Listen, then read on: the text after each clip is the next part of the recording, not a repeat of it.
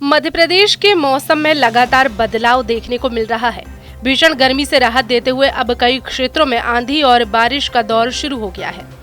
मौसम विभाग ने मंगलवार को प्रदेश के 40 जिलों में तेज हवाओं और बारिश की संभावना जताते हुए अलर्ट जारी किया है। जानकारी के मुताबिक वर्तमान में प्रदेश के ऊपर 7 मौसम प्रणालियां सक्रिय हैं। इनमें से एक टर्फ लाइन मध्य प्रदेश के केंद्र से होकर गुजर रही है, जिससे कई जिलों में आंधी और बारिश की स्थिति बन रही है। पहले ग्वालियर चंबल अंचल में लू की चेतावनी दी गई थी, लेकिन अब इन क्षेत्रों में भी आगामी 4 दिनों तक बारिश के आसार हैं। आइए आपको बताते हैं किन जिलों में बारिश का अलर्ट जारी हुआ है। भोपाल, इंदौर, ग्वालियर, उज्जैन, मुरैना, भिंड, दतिया, निवाड़ी, टीकमगढ़, छतरपुर, रीवा, सीधी, सिंगरौली, पन्ना, दमोह, मंडला, बालाघाट, सिवनी, पांढुर्णा, छिंदवाड़ा, नरसिंहपुर, सागर, विदिशा, रायसेन, नर्मदापुरम, बैतूल, हरदा, सीहोर, शाजापुर, देवास, खंडवा, बुरहानपुर, खरगोन, बड़वानी, धार, अलीराजपुर, झाबुआ, रतलाम, मंदसौर और नीमच शामिल हैं। इन जिलों में 30 से 50 किलोमीटर प्रति घंटा की रफ्तार से तेज हवाएं चलने और कहीं हल्की तो कहीं तेज बारिश की संभावना है।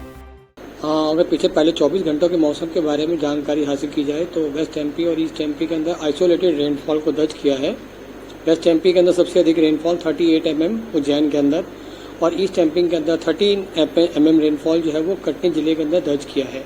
इसी तरह वेस्ट एमपी के अंदर हेल रिपोर्ट भी हुआ है उज्जैन और नीमच के अंदर, और सबसे अधिक गस्टी विंड 5 प्लेसेस पे गस्टी विंड जो है वो 5 प्लेसेस पे रिपोर्ट किया गया है और सबसे अधिक गस्टी विंड सीहोर में 70 kmph को दर्ज किया गया है। इसी तरह ईस्ट एमपी के अंदर भी जो है वो गस्टी विंड को 4 जगह पे दर्ज किया गया और सिंगरौली में 40 kmph को दर्ज किया गया है।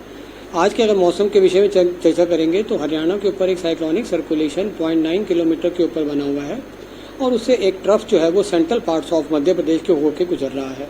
इसी तरह से विदर्भ के ऊपर है 1.5 किलोमीटर के ऊपर एक साइक्लोनिक सर्कुलेशन जो है वो बना हुआ है। एक और cyclonic circulation north east Arabian sea and adjoining जो south of the Gujarat coast है वहाँ भी 1.5 किलोमीटर के ऊपर बना हुआ है। एक और साइक्लोनिक सर्कुलेशन जो है हम एक्सपेक्ट कर रहे हैं कि कोंकण एंड जो गोवा कोस्ट है, कर्नाटका कोस्ट के ऊपर जो है वो 21 तारीख से बनेगा और वो लो प्रेशर सिस्टम के ऊपर जो है वो 22 तारीख से जो है वो चेंज होगा और नॉर्थवर्ड मूव करेगा। तो इन सब के होते हुए जो वर्षा की अभी जो गतिविधि चल रही है मध्य प्रदेश के भागों में छिटपुट गतिविधि वो जारी रहेगी आज और कल।